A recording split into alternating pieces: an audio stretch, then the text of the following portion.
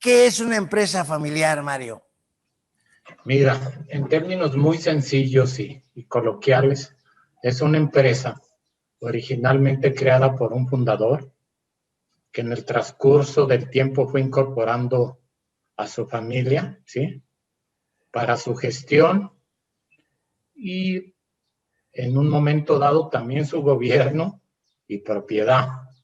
Entonces, si lo vemos desde un contexto profesional, se define una empresa familiar como aquella que su patrimonio y gobierno esté ejercido por miembros de una o varias familias y su objetivo estratégico contempla la continuidad de la empresa en manos de una siguiente generación, ¿sí?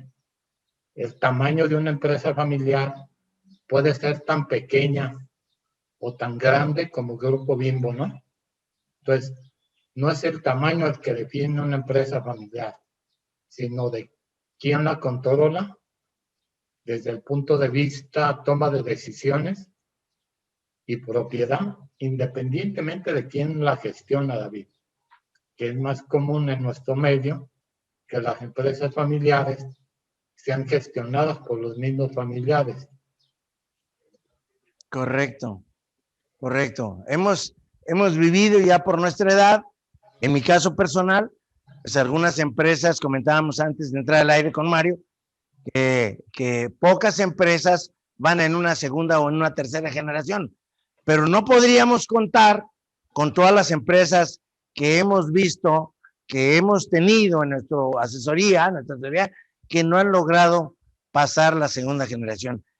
Todos estos datos que nos da el maestro Mario son importantes porque Mario al final nos va a decir la fórmula o la forma que es lo más difícil de convertir una familia empresaria para dejar atrás lo que es la empresa familiar. No quiere decir que no sea importante, es donde nace, pero hay que manejarla adecuadamente.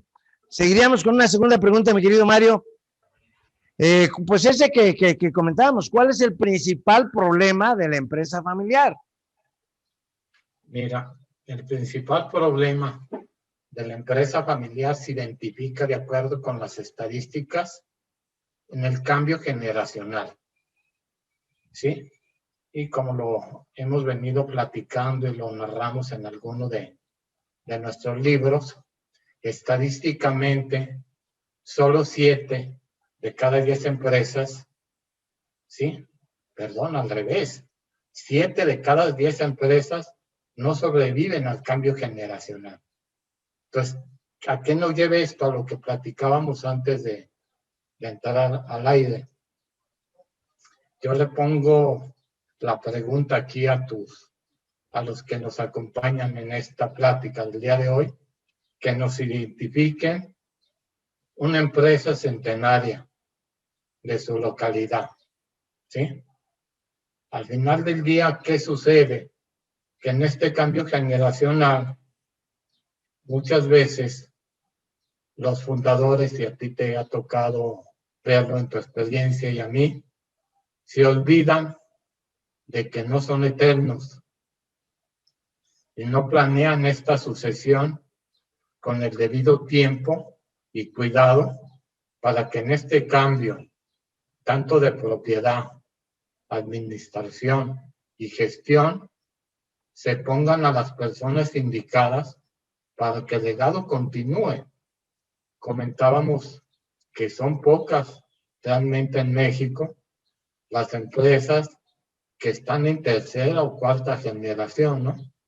Recordando que la empresa familiar es la entidad o la asociación más vieja del mundo. En Japón hay algunas entidades familiares que tienen más de 1400 años de vida. Obviamente es otra cultura. Entonces, si me preguntas, ¿cuál es el principal problema en la empresa familiar? Sin duda para mí es el cambio generacional no planeado.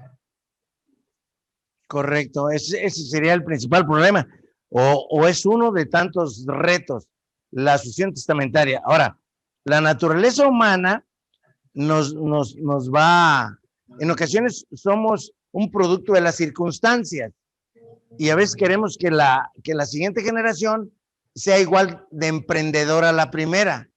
Pero yo le digo, la segunda generación, lo primero que tiene que aprender es a conservar lo que ya recibe, ¿sí? La primera generación tiene gran arrojo porque el tener arrojo va por algo más de lo que él tenía, pero las siguientes generaciones ya no. Las siguientes generaciones ya tienen algo. Entonces, en principio hay que cuidarlo. ¿Cuáles serían los consejos que podríamos dar o entre los retos que se enfrenta la empresa familiar?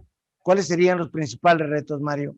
Con todo gusto lo platicamos y lo vamos a platicar aquí un poquito, combinado tanto mi asociada Magali como tu servidor David, para compartir lo que nos ha tocado vivir en nuestra experiencia profesional. Sin duda yo inicio con el primero que ya lo toqué, también como problema. El principal reto para mí es la planeación integral de la sucesión. ¿A qué me refiero con la planeación integral de la sucesión? Como su nombre lo indica, integral, no solo quién se va a quedar como director general, sino quién se va a quedar en el consejo, qué familiares, que lo tocaremos más adelante en la institucionalización, y cómo voy a repartir la propiedad, David. Sí. Muy, muy importante. No es, dejo mi empresa en partes iguales, ¿sí? Que es muy común. Cuando bien nos vaya, muchas veces los fundadores mueren intestados. Entonces, desde ahí ya estás complicando la continuidad de una empresa. Entonces, un reto, sin duda, es planear de manera objetiva, ¿sí? Y sin apasionamientos, en función del conocimiento que tenga cada quien de sus hijos, ¿cómo voy a repartir la propiedad? ¿A quién voy a dejar en el consejo? ¿Y quién la debe dirigir? Magali, ¿podrías compartir tú algunos otros puntos de este tema? Claro que sí, con mucho gusto. Algunos otros, bueno, retos a los que se enfrenta la empresa familiar es por su, ahora sí que por su propia naturaleza, ¿no? Es inherente el hecho de que la familia esté participando dentro de la empresa, pues obviamente eso nos van a dar problemas adicionales a los que una empresa no familiar no tendría, ¿no? El hecho de que la familia esté involucrada habla de problemas de carácter emocional, ¿sí? Entonces eso hace que la empresa, dentro de la empresa, pues haya problemas de este tipo, como tipo de relaciones, si no hay una buena dinámica familiar en relación también con la empresa, y que esa dinámica familiar afecte la operación de la empresa. Como segundo punto, después de la sucesión, que el contador Mario Rizzo comentaba que el tema de la sucesión o la falta de la planificación de la sucesión a manera integral era el primer problema. El segundo problema o reto es la comunicación. De hecho, una empresa familiar no pasa a la segunda generación o a la tercera generación también por una comunicación ineficiente. Y aquí estamos hablando también del tema de, oye, ¿qué tan funcional o disfuncional es la familia? ¿No? En el caso de que entre mejor se lleve la familia, haya buenos lazos familiares, relaciones entre los miembros de la familia y entre más funcional sea, será mucho más fácil administrar la empresa y también será mucho más fácil planear la sucesión. ¿Sí? Entre más alejados estén entre ellos, más disfuncional sea, pues más complicado va a ser. Y nos ha tocado varios casos, ¿no? Tanto obviamente de familias muy funcionales, donde cuando trabajamos proyectos de institucionalización de empresas familiares ha sido muy fácil, básicamente es como entrar como cuchillo en mantequilla, ¿no? Nada más nosotros somos una guía. A comparación de otras familias donde también nos ha tocado que no se llega a hacer nada, ¿sí? O es muy difícil avanzar en los proyectos porque las familias son tan disfuncionales y hay una comunicación nula entre ellos que es muy difícil trabajar, ¿no? Y preparar a la empresa o a la familia para ese paso de pasar de una empresa familiar a una familia empresarial, ¿no? Entonces, como segundo reto, yo pondría, o como segundo problema, justamente el tema de la comunicación y de esos problemas inherentes propios de una empresa familiar por el hecho de que la familia esté involucrada dentro de la empresa, ¿no? Complementando los retos de manera ya muy enunciativa para que quede un poco más amplio el contexto. Obviamente, muchas veces es el propio fundador. El fundador que se resiste a entregar o a preparar una nueva generación porque se considera que él es el único que puede hacer las cosas bien, ¿sí? Entonces ahí también hay que trabajar fuerte con estos fundadores, ¿sí? Que también hemos identificado que hay diferentes perfiles, ¿no? El que tiene perfil monarca difícilmente va a entregar el trono si no es, dijeras tú con un dicho coloquial, con las botas por delante, ¿sí? O sea, solo muerto. Entonces eso también es un reto y es generar cultura, ¿no? Estar abiertos a la incorporación al equipo directivo de no familiares, ¿sí?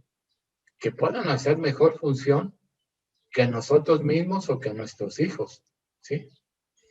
Y tener el cuidado para solventar problemas financieros en el cambio generacional.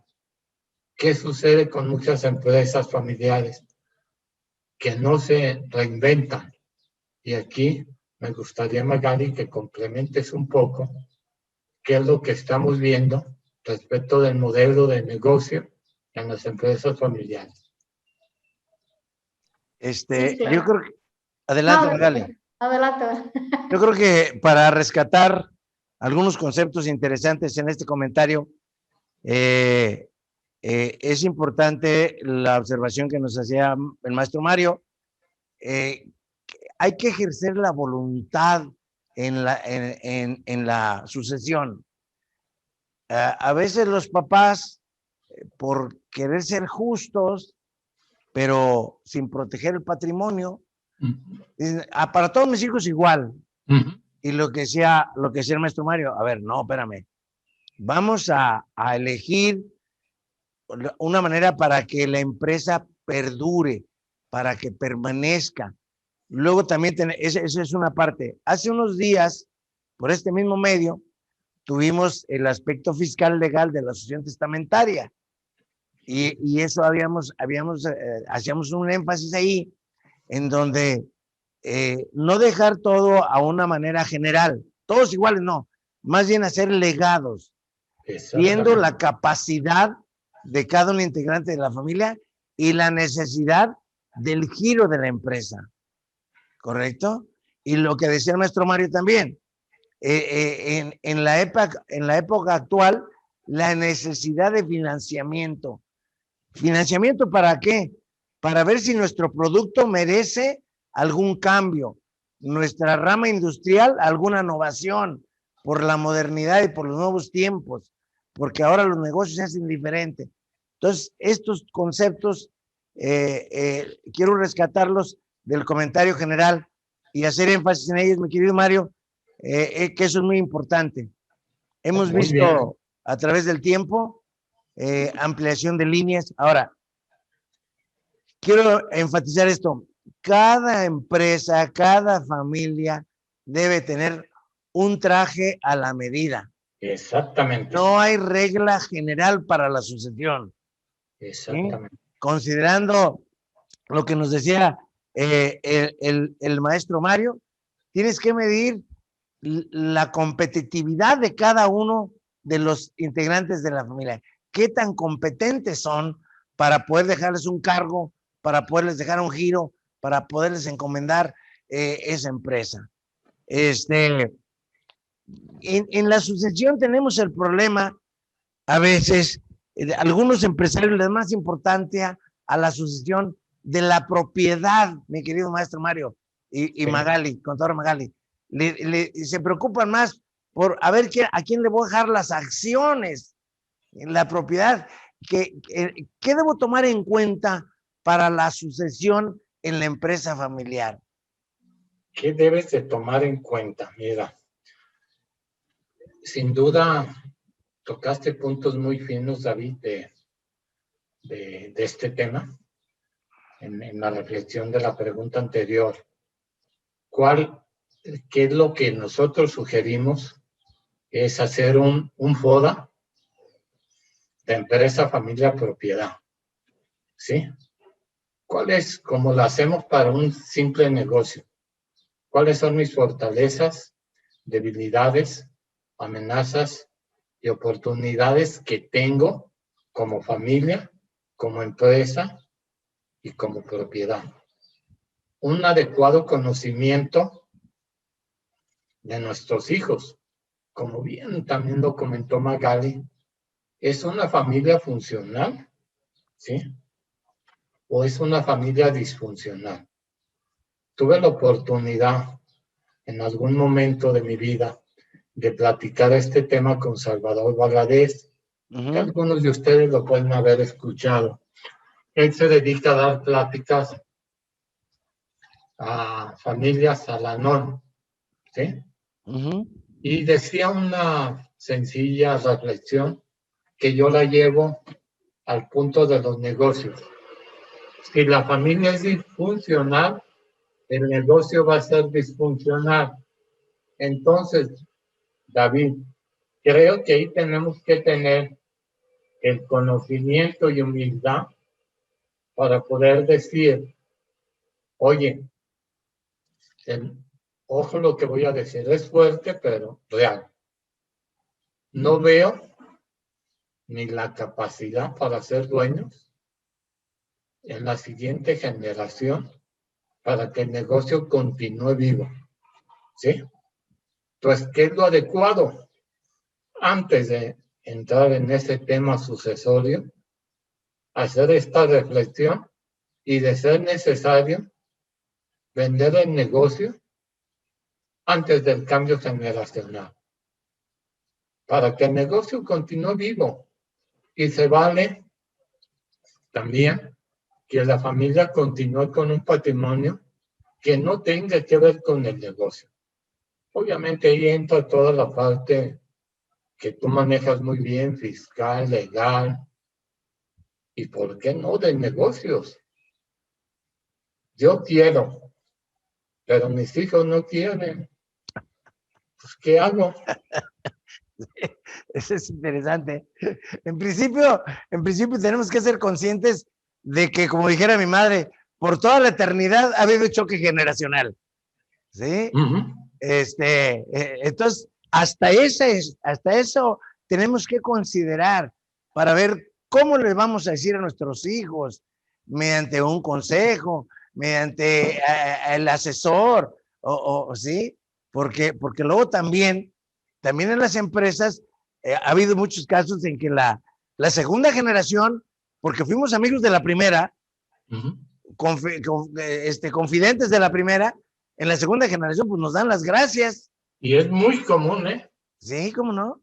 Nos ven inclusive, David, no sé si te ha tocado, no te puedo decir que como sus enemigos, pero no como sus aliados. Sí, exactamente. Entonces es importante también con nosotros como asesores ganarlo la confianza de la segunda generación. Sin duda, ¿eh? Sin Esto. duda. El otro día me hicieron esa reflexión y me cayeron varios veintes de lo que comentas.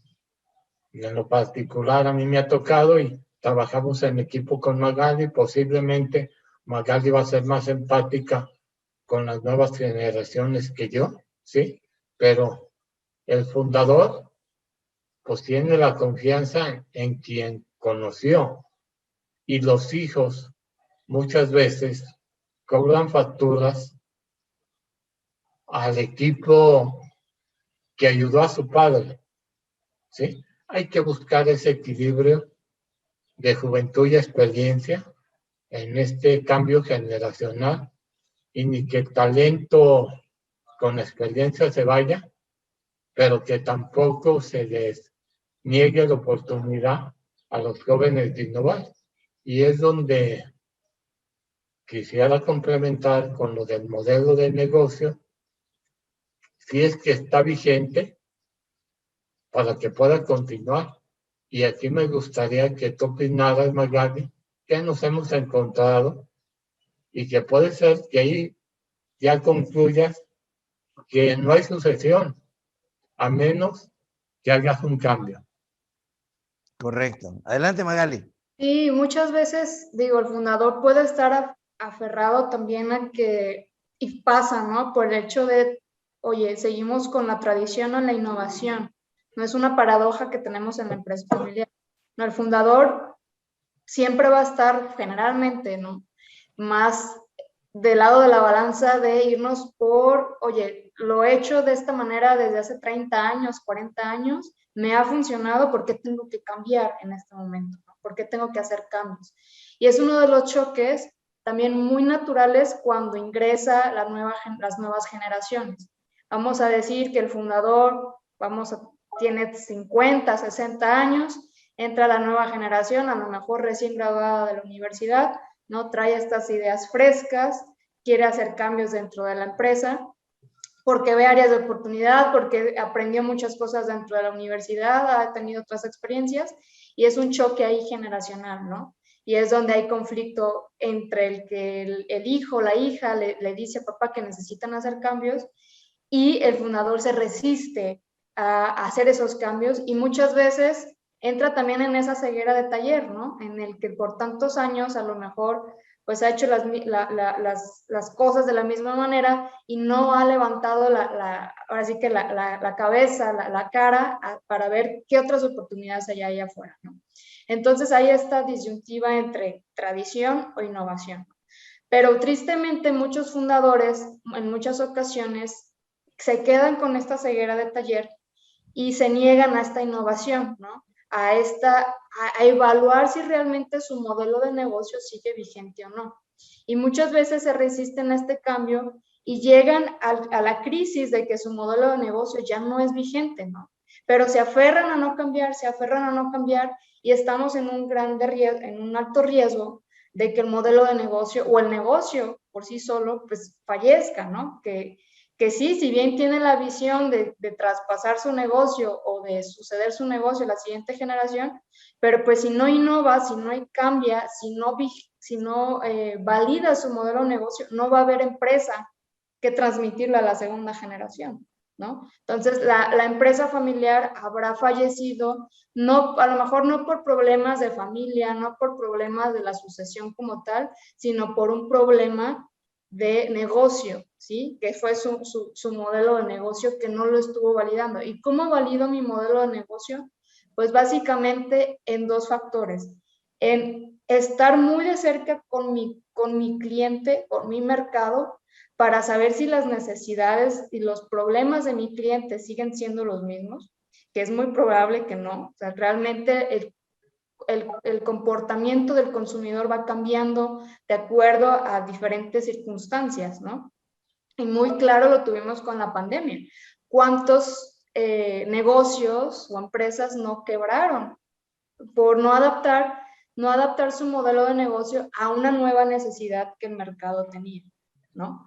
Entonces esa parte es una de las pilares importantes, ¿no? El hecho de, oye, estoy validando lo que mi consumidor, mi cliente requiere.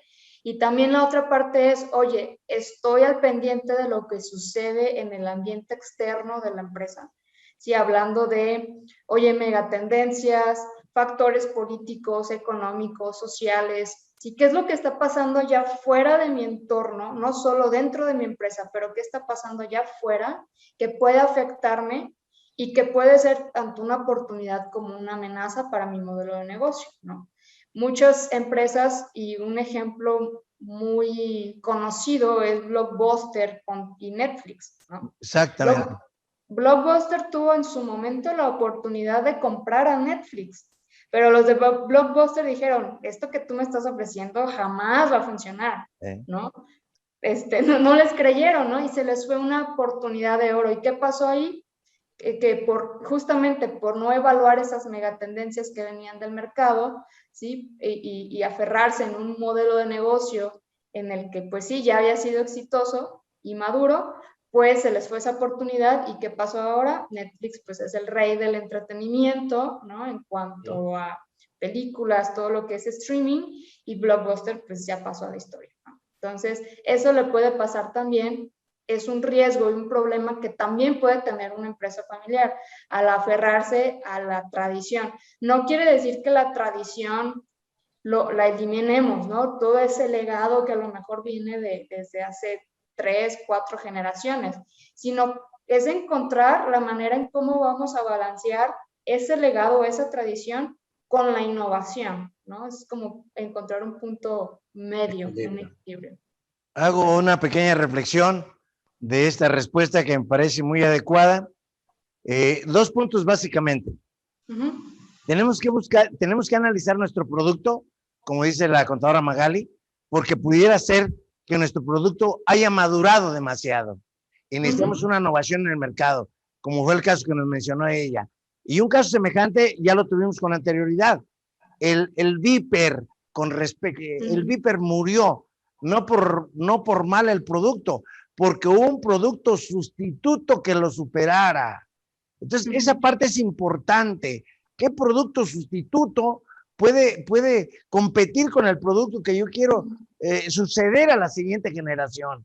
Es una parte. Y el otro ejemplo que necesitamos, ideas frescas por la diferencia generacional, pues Mario aquí nos lo está dando con ideas frescas, renovadoras, como es el caso de una generación nueva y que yo también lo he tomado en cuenta. Por eso necesitamos gente en nuestro equipo, Mario, que nos refresque las ideas, como es el caso que viene, se llama Magali, como es el caso que yo también tengo un equipo de jóvenes entusiastas que nos vayan renovando las ideas, porque la rutina, cuando alcanza, aplasta prácticamente. Entonces, de esta reflexión, de esta respuesta, quiero sacar estas 2 reflexiones. El asesor también debe modernizarse. Sin duda. El asesor también tiene que admitir nuevas ideas, nuevas generaciones. Recordemos una frase de Charles Darwin que nos dice: no sobrevive el más fuerte, sobrevive el que tenga mayor capacidad de adaptación. Así es. Exactamente. Entonces, de esta respuesta, quiero hacer esa reflexión para tomar tanto al empresario, los integrantes de la familia, los asesores, que también debemos aceptar nuevas ideas, y lo que nos ha dejado la pandemia. Hay cosas que la pandemia vino, nos impuso y ya no se van a ir, quizás porque sean más eficientes que anteriormente lo hacíamos. Porque a veces lo lógico, lo común nos trae, está común porque nadie se ha atrevido a hacerlo diferente. Una frase también muy dañina que nos dijo la contadora Magali: ¿qué usted viene a enseñarnos aquí si tenemos 50 años haciéndolo igual? Esa es una frase dañina, sí señor, pero sí, ya no estamos en la época de hace 50 años. Estamos en la época donde se hacen negocios por internet, se dan conferencias por internet, la globalización, hasta la pandemia nos globalizó, no solamente los negocios. Entonces, esa parte es sumamente importante. Bueno, muy bien, esa es la reflexión de la respuesta anterior. Aquí la importancia de la siguiente pregunta: ¿cómo necesitamos preparar la empresa? Necesitamos preparar la familia, necesitamos preparar a los principales directivos de la empresa, sobre todo los que hace rato comentábamos con el maestro Mario, fueron colaboradores muy cercanos a la nueva generación.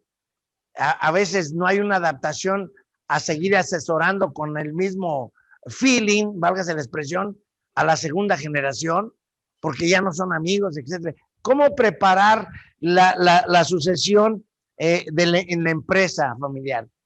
¿Qué puntos debo considerar? Muy, muy buen punto. Digo, como bien acertaste en una de tus explicaciones, no hay traje a la medida, pero hay pasos que nos pueden servir de guía para cualquier empresa y para cualquier familia. Creo que el primer paso es definir qué tipo de empresa queremos en un futuro, ¿sí? Lo que también quiero continuar haciendo lo que tradicionalmente hago, innovar, ¿sí? ¿Cómo quiero que sea la propiedad, su gobierno, su gestión? Volvemos a una planeación, ¿sí? En donde el primer punto es qué quiero, dónde estoy, a dónde voy. Segundo, determinar el perfil de quienes deberán manejar la empresa. No es derecho de sangre. Obviamente, si está dentro de la familia, pues qué bueno. Y si no, debo de tener la apertura y la humildad de buscar afuera. 3, identificar, como lo comenté, tanto dentro de la familia o en la propia empresa, si hay esos candidatos o esos perfiles, o voy a tener que buscar fuera de. Además, ya que identifiqué, y si los tengo ya identificados o dentro de la empresa, diseñar un plan de formación, que eso también lo dejamos a la deriva. Tú sabes que como contadores, David, tenemos que cumplir con un EPC, Claro. el profesional continuo. Creo que los empresarios deben cumplir también con algo, no por cumplimiento, sino por beneficio personal. Un plan de formación, capacitación. Claro. Evaluar sistemáticamente a los candidatos. Una cosa es identifiqué, capacité, y otra cosa es evaluar, que dicho sea de paso, es una práctica muy poco común en cualquier tipo de empresa. Ya no digo en los familiares, ¿sí? Y la decisión más importante, que muchas veces la ponemos en manos de un comité y que para mi gusto es el deber ser, decidir quién será el candidato. Ojo, estoy hablando a la dirección, gestión, la propiedad y la administración es otro plan. Correcto. Son dos cosas diferentes. Sí. Realizar un plan de retiro también para que el fundador no regrese, no le dé tentación, ¿sí? ¿Qué voy a hacer después de que me jubile? A muchos se nos puede acabar la vida, más cuando hacemos lo que nos apasiona, David. ¿Sí? Sí. Yo ya me estoy preparando para mi retiro y Magali están entrando nuevos valores, pero es a veces complicado decir qué voy a hacer después. ¿Me buscas, Mario? Uh-huh. Me buscas y ya verás, te enseño a ser vago. Bien, mi amigo. Comunicar, también lo tocó Magali, a los diferentes terceros interesados. ¿Cuál es mi plan? Muchas veces, ¿qué sucede? Hacían negocios con tu papá, pero contigo no. Y lo que nos ha pasado también. Los jóvenes hacían negocios con mi papá, pero conmigo no. Hay que comunicar adecuadamente a todos los terceros interesados de cuál es el plan, cómo se busca, cómo voy a mentorear, ¿sí? Que es el siguiente punto. Acompañar al sucesor, definir facultades, ¿sí? Y una etapa de transición.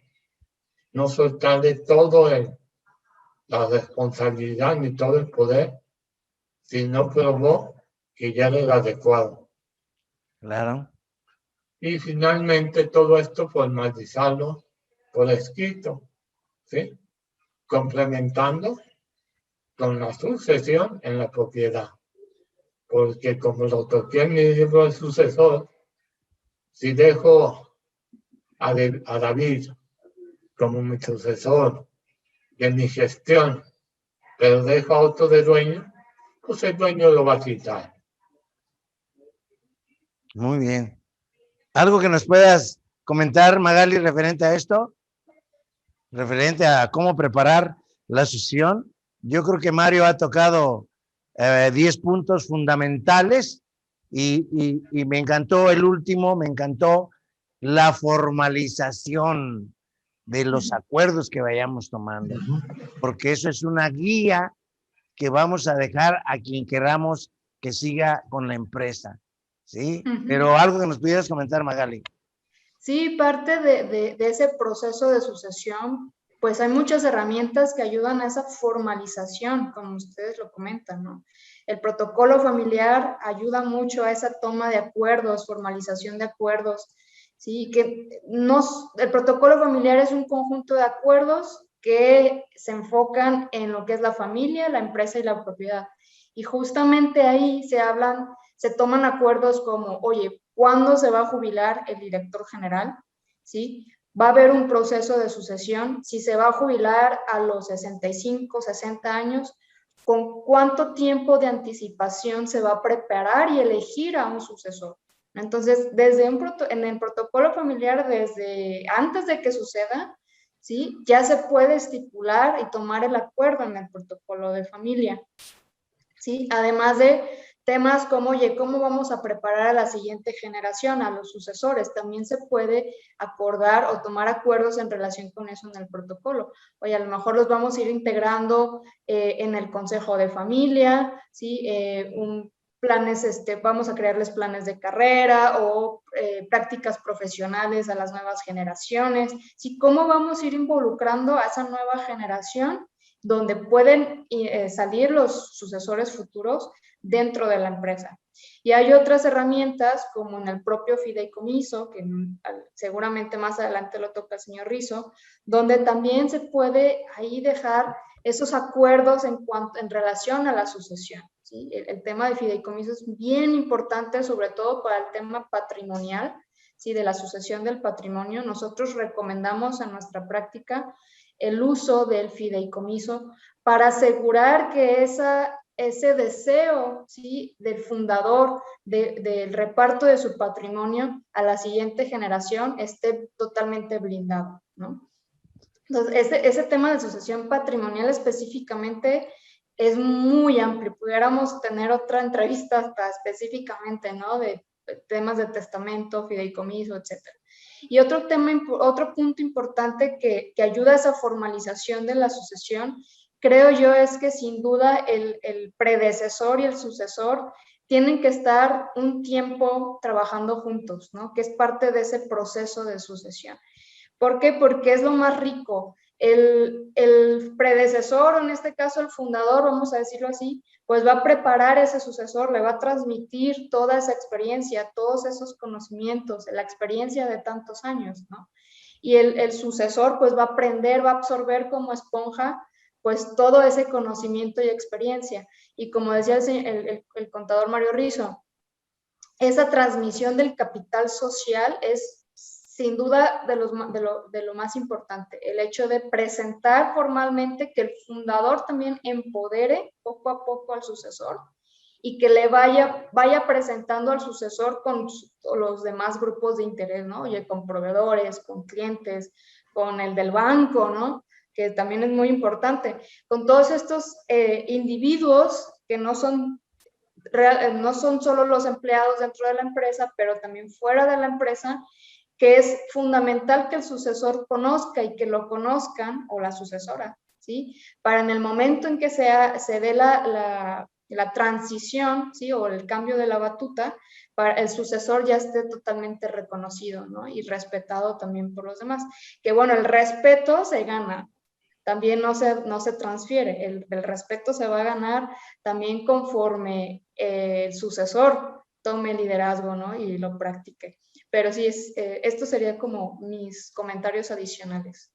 Muy bien, tocaste otro punto sumamente importante, capacitar a la persona que queremos dejar. Eso es un tesoro, porque lo que el fundador aprendió en tantos años se lo va a transmitir en corto tiempo. Sí. Ahora, eso es un tesoro. Ahora, el que recibe esa capacitación, ese entrenamiento, tiene que tener, hace rato mencionamos, qué capacidad debe tener para adecuar a las circunstancias esa enseñanza que le han dejado, que le transmitieron. Y lo que decía el maestro Mario al final, formalizarlo, porque a veces nos hace falta la institucionalidad de las empresas, ¿sí? Lo dejamos todo a la memoria y parece que no se nos va a olvidar, pero nadie es eterno y debemos dejarlo plasmado por escrito y preparar, aparte de que elegimos el candidato que vimos que tiene la capacidad, prepararlo. Y lo que decía el maestro Mario al principio, que estamos repitiendo, cada empresa se resuelve de diferente manera, pero estos puntos de guía que nos acaban de dar son indispensables para llegar al conocimiento práctico de hacer una sucesión adecuada. Cuando entramos en la empresa familiar, tenemos un conflicto de aplicación sentimental. ¿Cómo voy a hacer la sucesión? ¿Con el cerebro o con el corazón? ¿Sí? ¿Afectiva o efectiva la sucesión? ¿Cuál es el equilibrio que debe guardar? Entonces, el maestro Mario decía una cosa muy interesante.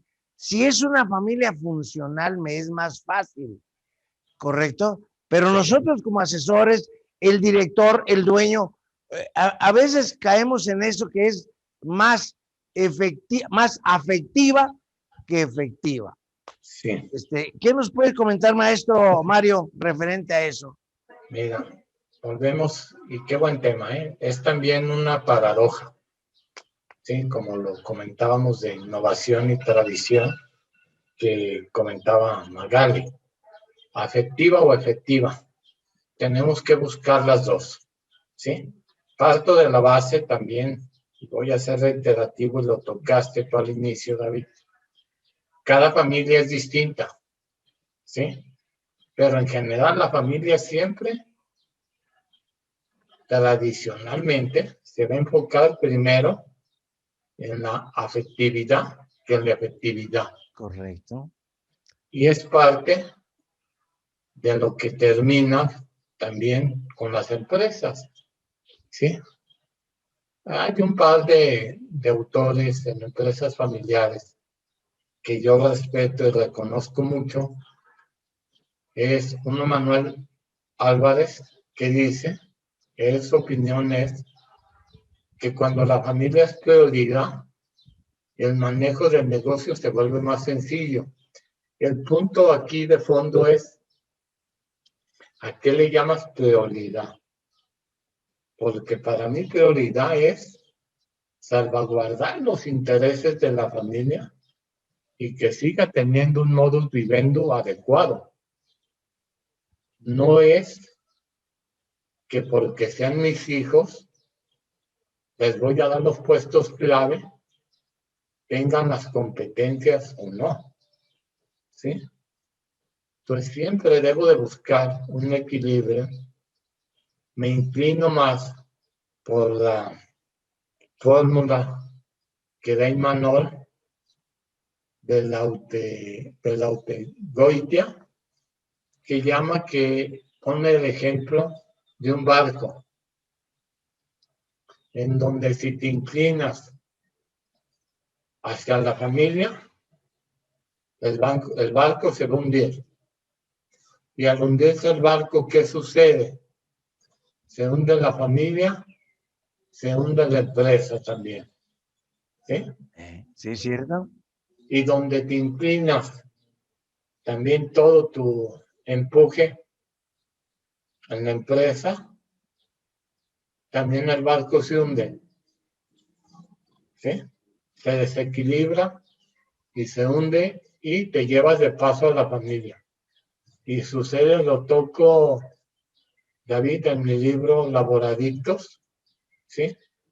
Donde narramos ahí la historia de un empresario que se enfocó al 1000 en la empresa, descuidó la familia, acabó hundiendo a ambos.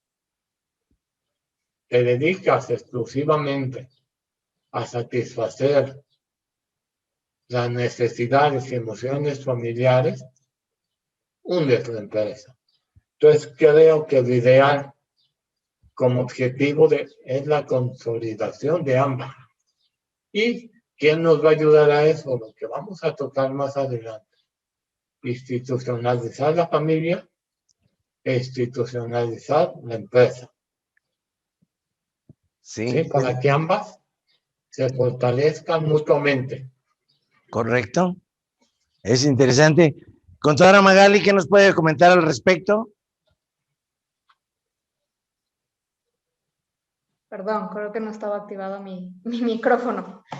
Sí, lo mismo, bueno, concuerdo con el señor Rizo, es otra paradoja, al final del día es otra paradoja de la empresa familiar, ¿no? ¿A quién le doy más peso? ¿A la familia o a la empresa? ¿No? Y otra vez, tengo que encontrar una paradoja, no la puedo resolver, no es como un problema que puedo solucionarlo, que puedo encontrar una solución. La paradoja tengo que encontrar un equilibrio entre los dos ámbitos que se están cuestionando, ¿no?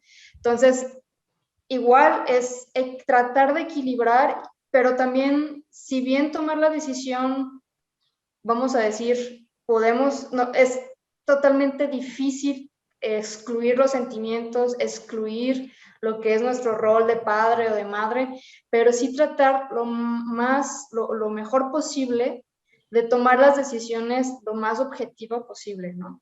Y es esa diferenciación de roles, en qué momento estoy tomando una decisión como padre de familia, como madre de familia, como hermano, como hija, y en qué momento estoy tomando una decisión también o como accionista o como colaborador de la empresa, ¿no? Hay momentos y hay situaciones para las diferentes tomas de decisiones, ¿no? Entonces, ese también, el hecho de saber diferenciar qué rol tengo, es algo que ayuda mucho en la toma de decisiones dentro de la empresa familiar, sobre todo en el tema de la sucesión, ¿no?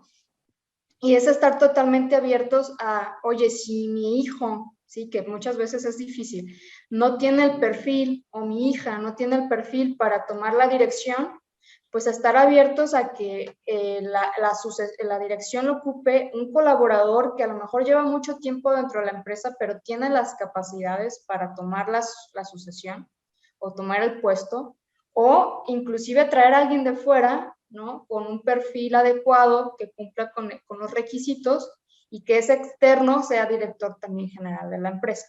Pero esta decisión muchas veces es muy difícil también, ¿no? Y hay otra cuestión en la empresa familiar. Muchas veces también hay empresas familiares que por esta tradición dice, bueno, el primogénito va a ser el sucesor, ¿no? Y tiene que ser hombre. Y se le excluye también a los demás hermanos o a las mujeres y ya no se les considera para el tema de la sucesión. Y ahí es también otro error que puede tomar una empresa familiar, ¿no? Al seguir teniendo este tipo de mentalidades y el no tomar las decisiones lo más objetivo posible, ¿no? Si el primogénito y fue hombre, pues sí tiene el perfil y cumple con los requerimientos, pues adelante, ¿no? Pero también estar abiertos a estas otras posibilidades, ¿no? En esta respuesta que nos acaban de dar, es muy importante el asesor. Es muy importante el asesor porque el asesor es el que va a pedir al dueño de la empresa que escuche a un tercero, que nos dé el punto de vista exclusivamente de la empresa.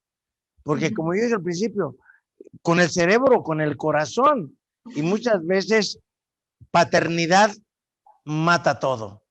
Sí. Podremos ser grandes maestros, pero en la casa, como yo digo, fui a dar una conferencia y motivé a tantos, y en casa no puedo motivar a dos, que son mis hijas, ¿verdad?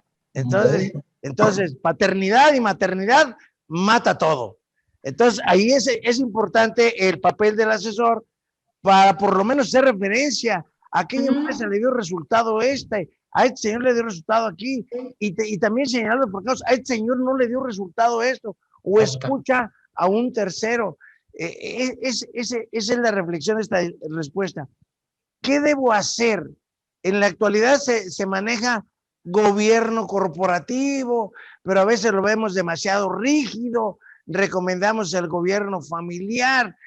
¿Cómo ayudar a la familia a que nos ayuden a hacer las cosas sin mucho sentimiento? O no anteponer el sentimiento, primero anteponer el conocimiento, la cabeza fría y con la mira de darle continuidad al negocio. Porque como les dije, paternidad mata todo. Mata buen empresario, mata buen asesor, porque a veces nos gana el sentimiento. ¿Qué debo hacer para incorporar un gobierno corporativo o un gobierno familiar, para no llamarle gobierno corporativo? Mira, lo que debes de hacer o lo que debemos de hacer para incorporar ese gobierno familiar es precisamente, primero que nada, yo utilizo mucho la metodología de Alcohólicos Anónimos, ¿no? Conciencia, aceptación y acción. ¿Conciencia qué, perdón, maestro? Conciencia, aceptación y acción. Conciencia, aceptación y acción, correctísimo. ¿Sí? Entonces, estar consciente que necesito de ayuda, ¿sí?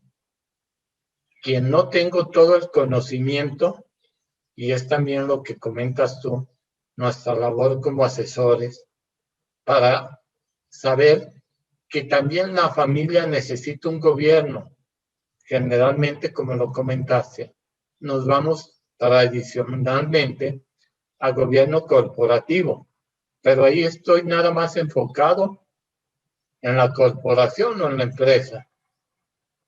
Pero si la familia no tiene gobernanza, chocan los sistemas y no voy a lograr el equilibrio. Entonces, para implementar un gobierno familiar, debo de conocer que una empresa familiar tiene 3 sistemas: empresa, familia y propiedad. En ese orden, empresa, familia y propiedad, correcto. ¿Qué gobierna mi propiedad? Tú lo sabes, David, la mayoría lo conocemos, la asamblea de accionistas. ¿Qué gobierna la empresa? Consejo de administración o administrador único. ¿Qué gobierna la familia? Que es la parte igual de fuerte que la empresa. Generalmente el papá, únicamente, como un monarca. Entonces ahí lo que tratamos es de que se implemente un consejo de familia. Correcto. En donde se tomen decisiones con relación a la familia, con su propiedad y con su empresa, ¿sí? Entonces, este órgano de gobierno, que lo vamos a tocar más adelante, se apoya en un protocolo familiar. Correcto. Y dependiendo del tamaño o generación que tenga ya la familia, dices, oye, ¿hago una asamblea familiar y consejo de familia o solo es necesario un consejo de familia? Es algo similar a lo que hacemos en gobierno corporativo. En la empresa hay asamblea de accionistas, consejo de administración y un director general. Para ambos gobiernos también es válido tener comités de apoyo. ¿Qué comité de apoyo puede necesitar el consejo de familia? Un comité de apoyo para la educación, formación de los dueños, ¿sí? Sí. O para las finanzas del patrimonio. Correcto. Que a veces un tipo de familia ya constituyen un family office.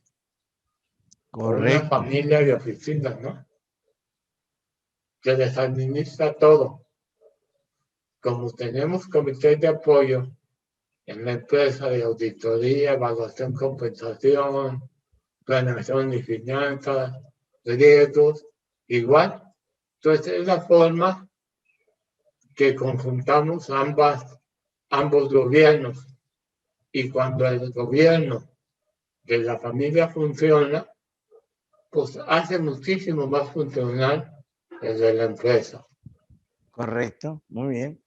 Entonces, aquí estamos hablando de considerar la familia también para que haya alguien que la atienda, preferible que la atienda, tener a alguien que la atienda a sus necesidades fundamentales de la familia, a permitir que la familia venga y se meta en el aspecto administrativo de la empresa. Correctamente. La contadora Magali mencionó una herramienta que seguramente nos servirá para tema de otra entrevista, compañeros ahí, la flexibilidad del fideicomiso, Magali. En nuestro país, que es una figura no muy común, porque no encontramos una ley que lo promueva, decimos sin saber que es caro, sin tener ninguna cotización, y por eso no lo recomendamos, pero sabemos de la flexibilidad y seguridad que existe en el fideicomiso. Yo quiero conectar la idea de Magali con del fideicomiso con la formalidad del protocolo que nos acaba de mencionar el maestro Mario. Quiero conjuntar, porque el fideicomiso es una forma de formalizar las recomendaciones que nos acaba de dar el maestro Mario. ¿Nos puedes comentar algo referente a ese tema que mencionaste, Magali? Sí, claro, en cuanto a la conexión del fideicomiso con el protocolo, ¿correcto? Así es. En el protocolo familiar como tal, los acuerdos que se toman ahí es, vamos a decir, un acuerdo de caballeros, ¿sí? Es un acuerdo moral entre las partes que lo firman. Para poder darle una vinculación jurídica o para darle un peso jurídico, vamos a decirlo así, tenemos que vincularlo con otras herramientas. Vamos a decir, cambios estatutarios o estatutos de la empresa, con pactos parasociales, con el propio testamento, pero sobre todo con el fideicomiso. Entonces, es ahí donde juega la conexión entre el fideicomiso y el protocolo familiar. Hay cláusulas muy particulares dentro del protocolo familiar o acuerdos que van muy directamente ligados o que se pueden subir a fideicomiso, que se pueden conectar con el fideicomiso. Por ejemplo, la transmisión de acciones, ¿sí? Si la familia acuerda que la transmisión de acciones o de la propiedad va a ser en línea recta, ¿sí? Esa indicación no solo la dejo en el protocolo familiar como tal, sino que en un fideicomiso, ¿sí? Yo dejo la indicación como fundador de que al momento de que yo muera, bueno, las acciones van a pasar a los fideicomisarios, ¿no? Que los fideicomisarios van a ser mis hijos o hasta fideicomisarios B, que serían mis nietos en caso de que alguno de mis hijos muera antes, ¿no? Por algún accidente o situación. De esa manera yo blindo en el fideicomiso, sabemos que el fideicomiso no se puede impugnar como un testamento, ¿no? Entonces, esa indicación, ¿sí? De que pase de línea recta de padre a hijo las acciones, que es lo más importante que queremos blindar, dado que es el manejo de la empresa, ¿no? Es donde se va a tomar decisiones, pues se quede blindado y se quede estipulado y asegurado para después de la muerte de lo que es el fundador, en este caso de una primera y segunda generación, ¿no? Cuando dije la formalización a través de un fideicomiso, en mi cerebrito me imaginé una empresa familiar y que luego el que se queda en la empresa tenga que dar la instrucción a un sobrino, por ejemplo. A través del fideicomiso es una formalización del protocolo. Ya no va a parecer que una persona está dando instrucciones directamente, sino una institución de formalización del protocolo.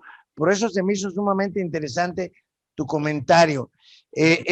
¿Cómo puedo yo, algunos beneficios de la formación del protocolo, de la formalización institucional del protocolo, algunos beneficios que nos pudieran comentar, maestro, o Magali? Con todo gusto. Claro. Mira, obviamente el principal beneficio es seguridad jurídica de la vinculación del protocolo. El propio protocolo, ya en su elaboración, te trae un beneficio. Correcto. ¿Sí? ¿Cuál es nuestra experiencia y mi experiencia? Muy, muy particular. En la elaboración de un protocolo familiar, lo más importante no es el documento en sí, sino el proceso de debate, discusión y búsqueda de consenso con el que debe conducirse en su elaboración. No van a creer, o si van a creer, que en la elaboración de este protocolo es donde empieza a conocerse a la familia. ¿Qué piensa con relación a sus negocios? ¿Cuáles son sus aspiraciones? ¿Quieren trabajar o no quieren trabajar en la empresa? ¿Quieren continuar con la propiedad? ¿Sí o no? ¿Comparten los mismos valores? ¿Los viven? ¿Sí? En este protocolo, también, muy, muy importante, se transmite toda la historia de quién fundó la empresa, qué retos tuvo, cómo los resolvió, ¿sí? ¿Cuál es su legado? Que por ahí comentaste en algún punto con Magali, de conocimiento adquirido en toda una vida empresarial, ¿sí? Entonces, beneficios, algunos muy importantes, además de los que obtienes en su misma elaboración, es que permite transmitir y alinear la filosofía familiar, empresarial, a nuevas generaciones. ¿Cuál fue mi misión? Ojo, no de la empresa como fundador o como familia. Nuestra misión, nuestra visión, nuestros valores, más allá del dinero, ¿para qué hacemos negocios? ¿Sí? Es una forma que permite integrar a la familia a la empresa, porque inclusive en su proceso incluimos a las esposas, que generalmente están excluidas, ¿sí? Ayuda también o limita la participación discrecional y limitada de familiares en la empresa.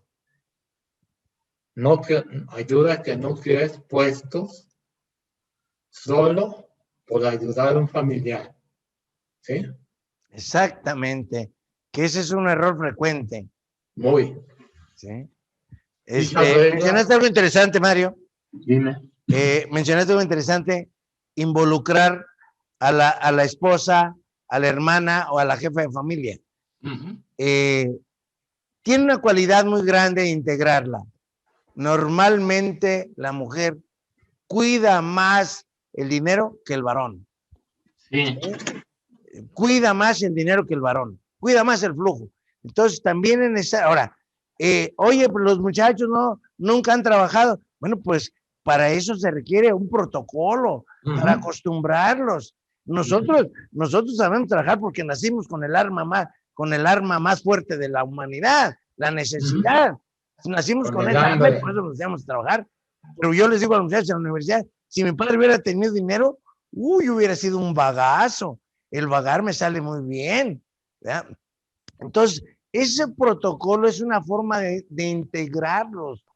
El ser un producto de las circunstancias.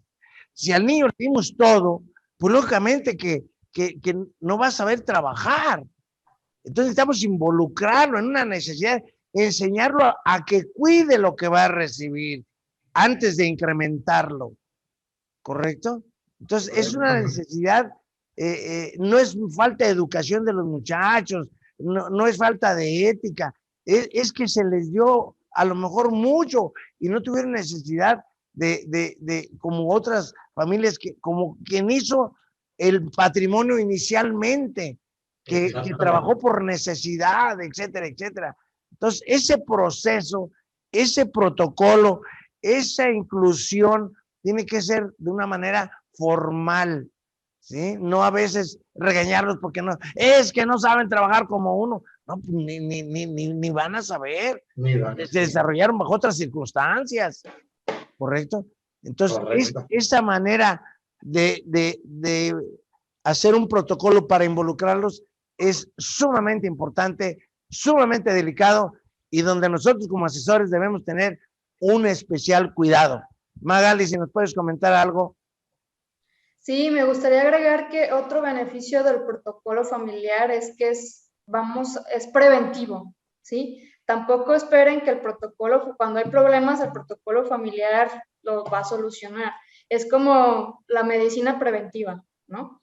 Es el protocolo familiar, más que para solucionar, es para prevenir, ¿no? Entonces, dado que el protocolo familiar no es solo del presente, sino también de futuro, ¿no? Entonces vamos a tomar acuerdos que si bien nos van a ayudar en el presente, también nos van a ayudar a prevenir posibles situaciones que pudieran presentarse dentro de la empresa.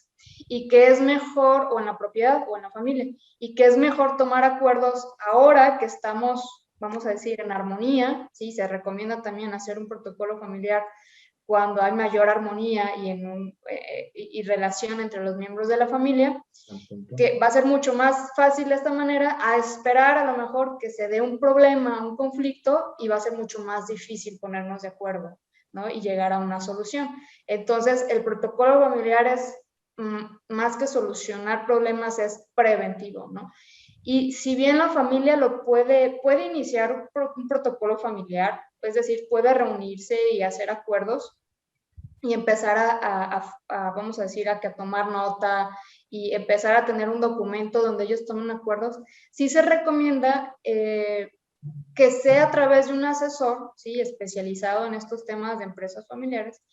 ¿Por qué? Porque nosotros como especialistas los podemos guiar, ¿no? De mejor manera en el momento de desarrollar un protocolo familiar y obviamente teniendo nosotros la experiencia de otras familias, de haber trabajado con otras empresas, podemos exponerles nuestra experiencia y ellos tomen las decisiones de los acuerdos. Ojo, aquí el asesor, nosotros como asesores, nosotros no tomamos decisiones por el cliente o por la familia, o no tomamos los acuerdos. Nosotros nada más somos una guía. Oye, en esta familia que es parecida a la tuya, o a la empresa parecida a la tuya, hicieron esto, ¿cómo ves? ¿Te parece? ¿Te cuadra? ¿No te hace sentido? O esta otra familia hizo esta otra cosa, ¿sí? Entonces, ponemos ejemplos de las diferentes familias con las que hemos trabajado, pero al final el cliente es el que toma la última decisión y es el que toma el acuerdo, ¿no? Nosotros damos la recomendación, lo ponemos sobre la mesa y ellos deciden, ¿no? Y otro punto perdón. Perdón, nomás quería puntualizar ese tema tan importante que señala Magali, ¿sí? Somos acompañantes. Al final del día, asimílenlo a un notario cuando están elaborando sus estatutos sociales. El protocolo familiar es como los estatutos sociales de una empresa para la familia. El protocolo familiar son sus estatutos sociales familiares. Entonces, lo importante de participar con la colaboración de un asesor es que me ayuda como guía, ¿sí? Pero las decisiones finalmente, volvemos, cada familia es única y sus fines son muy particulares. Uno comparte experiencia, la decisión final es de ellos. Perdón, aportamos elementos, resaltamos elementos, prevenimos de algunos elementos, pero finalmente quien debe tomar la decisión es el empresario. Correcto. Algunos beneficios que nos pudieras comentar, maestro Mario, de elaborar ese protocolo. Mira, mejora la comunicación entre familia, que también lo comentó Magali al inicio de la plática, que es un tema muy común de conflicto en una empresa y por la que no te asciende. 2, se plantea los elementos para la sucesión, tanto en la propiedad, en la dirección, como en la administración de la empresa. Es un previsor o una alternativa de solución de posibles conflictos futuros. Por ejemplo, reglas para trabajar en la empresa. Si ya las acordamos previamente entre familiares, pues ya no hay que por qué tus hijos sí trabajan y los míos no. David y yo quedamos de acuerdo que deben de tener maestría, que le vayan al Atlas, XT, todo eso ya es un acuerdo, ¿sí? Esa condición me gustó, Mario, que le vayan al Atlas. Para que se enseñen a perder. Para que aprecien cuando ganan, porque normalmente pierden. Muy bien. Es interesantísimo. Perdón, te interrumpí, Mario, adelante. No, bien. Básicamente es lo dijo Magali muy bien, es una medicina preventiva para conflictos familiares y cuidar la continuidad de la empresa. No es la solución, pero es gran parte de la solución. ¿Sí? Muy bien. Hasta aquí hemos hemos comentado, el maestro Mario y Magali, la contadora Magali, nos han comentado 2 pasos fundamentales para la institucionalización de la empresa. El primero fue el gobierno familiar y el segundo paso, el protocolo de la empresa. ¿Sí? Eso nos va a conducir necesariamente qué beneficios podemos tener en la institucionalización de la empresa familiar. Mira, sin duda, como hablamos de la familia y qué es protocolo familiar, acá en institucionalizar la empresa, el beneficio significa gobernar, gestionar y alcanzar los objetivos de la empresa. Lo voy a decir de manera muy paradójica. Es el antídoto contra el fracaso de cualquier empresa. Correcto. ¿Sí? O sea, si ya tienes reglas de juego en la familia, ¿qué es institucionalizar una empresa, David? Lo voy a poner muy sencillo. Que la empresa no dependa de personas en específico, sino que dependa de puestos. Correcto, ¿sí? Correcto. Tengo todas las reglas del juego para decir, si Mario deja de ser director de la oficina de Guadalajara de Salles, quien lo sustituya va a ser igual o mejor. Mi oficina no depende de mí, depende del perfil del puesto y no de personas. ¿Por qué? Porque todo está normado, reglamentado, por escrito. ¿Sí? ¿Qué facultades tengo? ¿Qué facultades no tengo? No dejo a cómo nos manejamos la mayoría de las empresas familiares, solamente a la intuición. ¿Sí?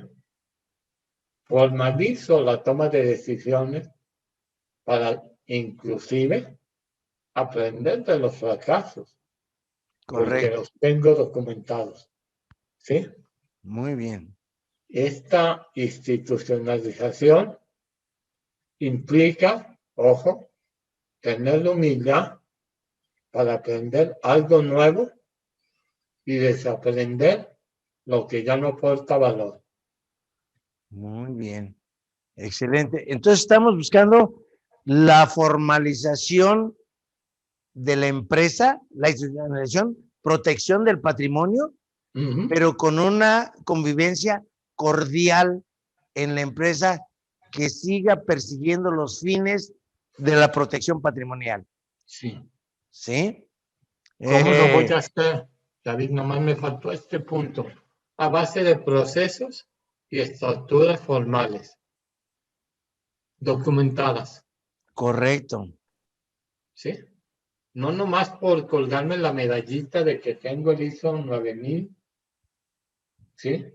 Certificación de empresa socialmente responsable, sino en el interior, esos procesos me ayudan a lograr los objetivos independientemente de quién sea la persona.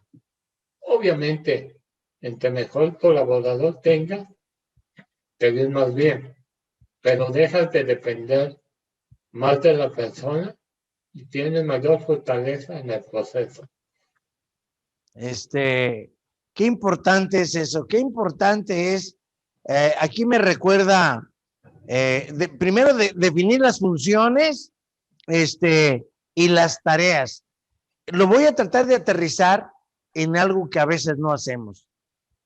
Descripción de puestos y descripción de tareas, independientemente de la persona que lo haga. ¿Sí? A veces en la formalización de la empresa no llegamos hasta esos puntos.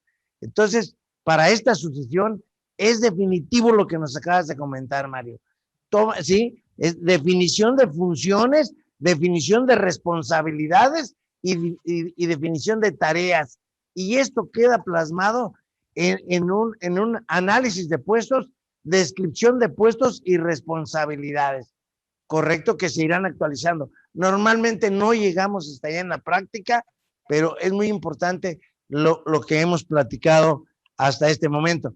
Algo que quiera agregar referente a esta, los beneficios, lo que buscamos con la institucionalización de la empresa Contadora Magali. Sí, muy sencillo. Básicamente, imagínense que es una institución, ¿no? Cuando pensamos en la palabra institución, ¿qué es lo primero que piensas, no? Bueno, a lo mejor el banco no es una institución, el TEC de Monterrey es una institución, ¿no? Organizaciones que el común denominador es tener una estructura definida, hay políticas, hay procesos, ¿sí? Hay procedimientos, hay organigrama, ¿sí? Hay una formalidad. Entonces, lo que queremos lograr con la institucionalización en la empresa familiar es que justamente la empresa familiar se vea como una institución, ¿sí? Y eso es eliminar malos hábitos de la empresa familiar, como el nepotismo, por ejemplo, ¿sí? Como el tomar recursos de la empresa de manera indebida, sin control, ¿sí? Malas prácticas entre lo que es la familia y la empresa, ¿sí? El no tener puestos definidos, controles, procesos, todo esto, ¿no? Entonces, es muy sencillo, ¿no? Queremos institucionalizar la empresa para que se vea como una institución y que tenga todos los elementos de una institución, ¿no? Esa es la institucionalización. Y aquí va desde la formación de un gran equipo para que nos ayude a esa formalización. Hay una frase que empleamos por ahí en las pláticas y les decimos a los jóvenes, tú eres tan fuerte como tu equipo. ¿Correcto? Sí. Tú eres tan fuerte como tu equipo. Y resaltamos para estos casos una frase de Sam Walton. Los equipos triunfan, los individuos se sustituyen. Sí. ¿Correcto? Muy bien. Si nos pudieras hablar, maestro Mario, un poquito de lo que es el gobierno corporativo y un poquito de las bases para implementarlo. Sí, con todo gusto. Mira, el gobierno corporativo forma parte de la institucionalización. Correcto. Y qué buen punto toca y cómo lo voy a ligar. Si no estás institucionalizado, te podría decir, David, que el gobierno no funciona. No va a funcionar. ¿Sí? O sea, ¿sobre qué va a tomar bases? Correcto. Si no tienes procesos, políticas, procedimientos, organigrama, definidos perfiles, como bien comentamos, responsabilidades. La definición de gobierno corporativo es simple. Es sencillamente un sistema bajo el cual las sociedades deben de ser o son dirigidas y controladas. Entonces, lo que nos hemos enfrentado en nuestra práctica profesional es que, como bien lo comentó Magali, las empresas familiares tienen muchos vicios en cuanto al manejo de la institución. Y tú y yo, como fiscalistas, contadores, nos ha tocado, David, no respetamos a la entidad como entidad. Metemos gastos, bienes, personas que no corresponden a la institución. Entonces, para poder tener gobierno, primero necesito institucionalizar, ¿sí? Cuando se implementa un gobierno corporativo en una empresa familiar, puede ser un poquito más complicado, pero básicamente todas las empresas que conocemos como públicas tienen gobierno corporativo porque inclusive es un requisito que establece la ley del mercado de valores. Correcto. Para que puedan ser públicas. No voy a dejar que coloques acciones en el gran público inversionista si no tienes un esquema de gobierno que te ayude a controlar, ¿sí? Y a dirigir tu empresa. Hay lineamientos que ya están establecidos y partimos del primer lineamiento y que muy pocas veces lo hemos visto en la práctica y no sé si a ti te ha tocado. ¿Has visto un mandato de accionistas a su consejo de administración para ver qué quieren lograr de su inversión? Ajá. Que digan, oye, consejo, te encargo que tengas una rentabilidad de X porcentaje, que en el sector humano te manejes así, ¿sí? Que te dediques a este tipo de negocios exclusivamente y que tengas un código de ética. No hay ni siquiera esos lineamientos básicos. ¿Cómo defino yo gobierno corporativo? Componente estratégico que tiene como propósito principal potenciar el crecimiento de la empresa, aumentar su eficiencia operativa, económica, vigilando su cumplimiento y fomentando la confianza de los inversionistas. ¿Sí? Entonces, al final del día, uno de los principales beneficios que yo veo, si confían en tu empresa, tienen larga vida. Correcto. Así de sencillo. Muy bien. Vas a tener financiamiento más barato, todos van a querer hacer negocios contigo y por lo tanto es sustentable. Para esto se requiere tener humildad, que mencionaste al principio, tener una capacidad de aprendizaje permanente y no utilizar esa frase que nos ha hecho tanto daño. Tengo muchos años haciéndolo igual. Correcto. Contadora Magali, ¿qué nos puede mencionar de esto, de lo que es el gobierno corporativo, o su importancia en la empresa familiar? Sí, que no es limitativo a grandes empresas, ¿no? Muchas veces el tema del gobierno corporativo, al pensarlo y al conocerlo, hay muchos empresarios que ponen ese freno, ¿no? Porque igual con los mitos del fideicomiso, también los mitos del gobierno corporativo, ¿no? Entonces, el empresario al escuchar el concepto de gobierno corporativo dice, no, eso es para empresas como Bimbo, ¿no? Grandes corporativos que tienen su consejo, 1000 consejeros y expertos, ¿no? Pero no, el gobierno corporativo puede empezarse inclusive en una pequeña, mediana empresa, ¿sí? En una pyme, como con algo que llamamos nosotros digo, dándole la formalización a la asamblea de accionistas, pero también en la parte de consejo, a lo mejor no empezar con un consejo de administración, sino con algo que le llamamos consejo consultivo, ¿sí? Que es diferente al consejo de administración. Un consejo de administración pues ya tiene una injerencia legal, tiene de carácter legal, ¿sí? Ya cuando la empresa ya está más madura, sí está en otra etapa, pero el consejo, y ahí en el consejo de administración también cada uno de los consejeros tiene voz y voto, ¿sí? En el consejo consultivo, como su nombre lo dice, es de consulta. Aquí el fundador puede, o el líder de la empresa, de la familia, puede seguir teniendo pues la toma de decisión, la última decisión, y como su nombre lo dice, es de consulta. Los consejeros que están ahí solo van a emitir su voz, pero a lo mejor no van a tener voto, ¿no? Y vamos a traer, si bien podemos traer consejeros independientes, pudiera iniciarse en una primera etapa con los propios colaboradores de la empresa, pero que sean colaboradores clave, que aporten valor a nivel consejo.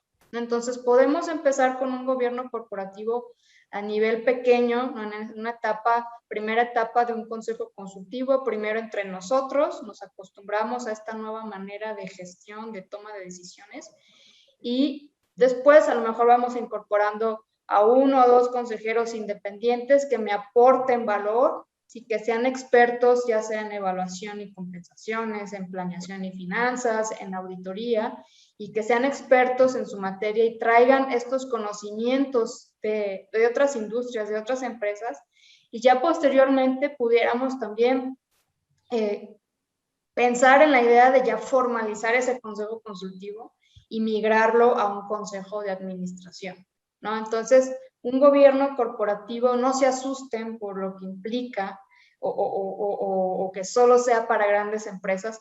Sí implica mucho trabajo, implica cambio, ¿sí? Implica lo que decía el señor Rizzo, humildad. ¿Por qué? Porque el fundador pues ya tiene que estar receptivo a lo que los consejeros le critican, le comentan, ¿no? Y tiene que estar abierto a este cambio, ¿no? Pero sí implica mucho trabajo, tanto dentro de la propia empresa, pero también implica mucho de esta apertura y cambio de parte del fundador, si bien la familia, pero también de los colaboradores, porque cambia la dinámica totalmente.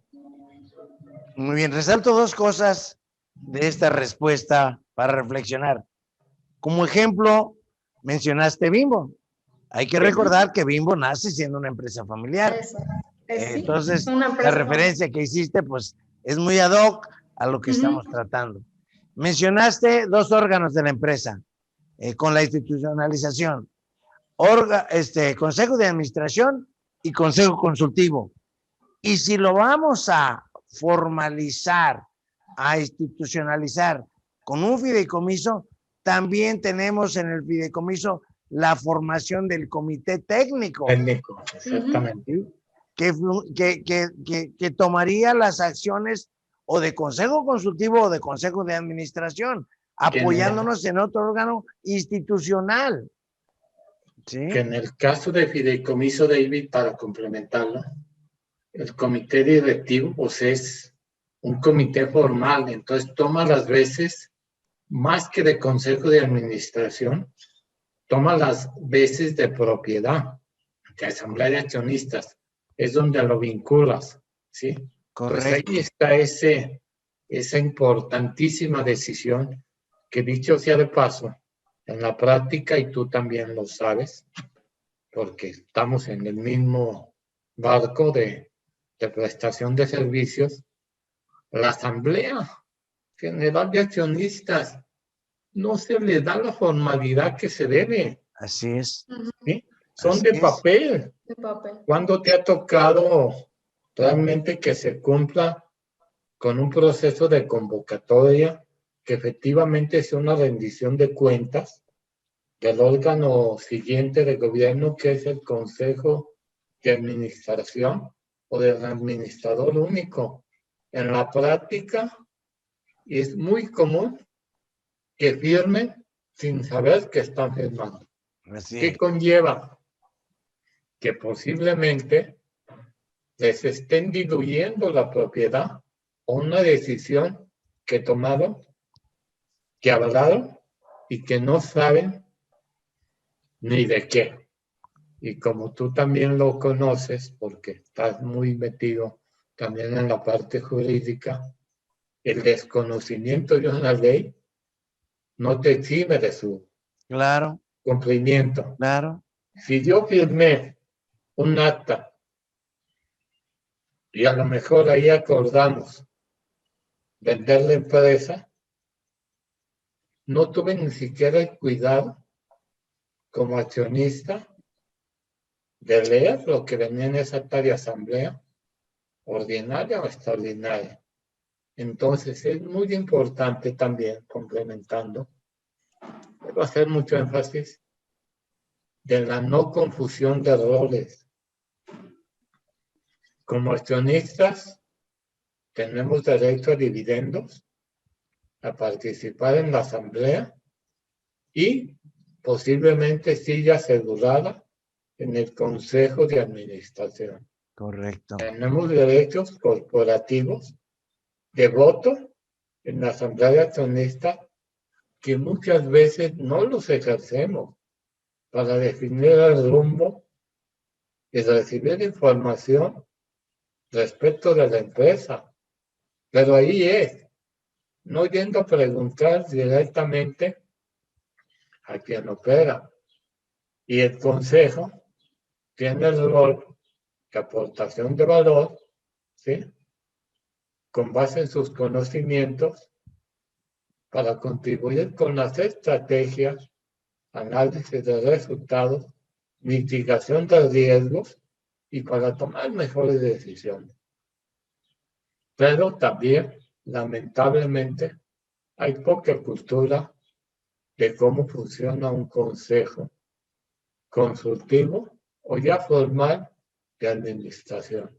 Y también, como director, que es exclusivamente ejecutar lo que validó el consejo. Muy bien. Básicamente. Muy bien. Pues nuevamente, Mario, quiero yo en este momento recomendar tus libros, que tengo el gusto de haberlos leído y que veo que es una guía sencilla para estos temas y que nos enseña a darle la formalidad en la empresa en estos temas. Entonces, quiero nuevamente, ¿dónde podemos adquirir tus libros, Mario? Mira, básicamente están, David, con tu servidor en Amazon, en Mercado Libre, en Gombil y con algunos otros colegas. Ya veremos si integramos también en los colegios de contadores, algunos que me ha emitido ya el Instituto Mexicano de Contadores Públicos, pero están de fácil disposición. ¿Quieres mencionar los títulos más importantes, Mario, por favor, para que la gente lo recuerde? El fundador, perdón, el sucesor. El sucesor. El sucesor 2, todos ganan, los secretos mejor guardados del empresario familiar, temas selectos de empresas familiares, abrir en caso de emergencia. Las sucesoras. La sucesora, uno bueno que se llama Planear, Jugar y Ganar, que se lo dediqué al Atlas, David, y va ligado con la empresa familiar. Muy bien, Mario, pues sí los quiero recomendar. Yo, como te dije al principio, en mis pláticas por ahí de protección patrimonial, he tomado, en esa plática concretamente protección patrimonial, he tomado bastantes conceptos de tus libros, Mario, que he tenido el gusto de leerlos con mucho placer y que son de consulta permanente. ¿Qué podemos concluir, Mario? Algo que se nos haya pasado a mí preguntar, que quieras hacer énfasis en algo. Te pido de favor que el tiempo nos ha comido, se nos ha ido muy rápido. Algo que pudiéramos concluir, Mario, para esta charla, invitar a los colegas a que pongamos énfasis. Nuestro país necesita la continuación de empresas exitosas. Nuestra profesión de alguna responsabilidad tiene de la continuidad de estas empresas. ¿Qué podemos concluir, Mario, de tu punto de vista? Mira, gracias por darme la oportunidad de una conclusión muy ejecutiva. Primero que nada, gracias por la invitación a Tegra y a Said, a ti, David, por esta charla de café tan entretenida y bonita, me gustó.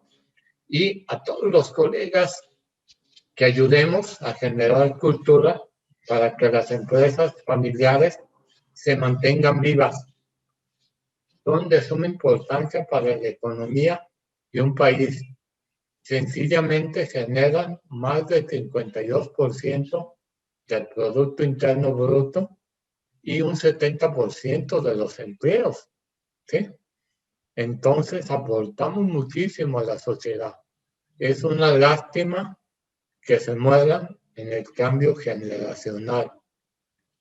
Entonces, los invito a que nos involucremos más en este apasionado tema de cómo podemos ayudar a que las empresas familiares continúen vivas a pesar de sus dueños. Magali, ¿tu punto de vista? No, de acuerdo, el enfocarse en identificar a tiempo posibles problemas dentro de la empresa familiar, como dice el señor Rizzo, pues aportan muchísimo a la economía nacional, global. Las empresas familiares son las empresas que más hay dentro de nuestra economía, ¿no? Y que, bueno, que hagan conciencia como asesores de la importancia de asesorarse, ¿no? De tomar estas herramientas que ya tanto hablamos y que sin duda van a aportar mucho a cualquier empresa familiar, no importa su tamaño, ¿sí? Desde una microempresa hasta empresas grandes, ¿no?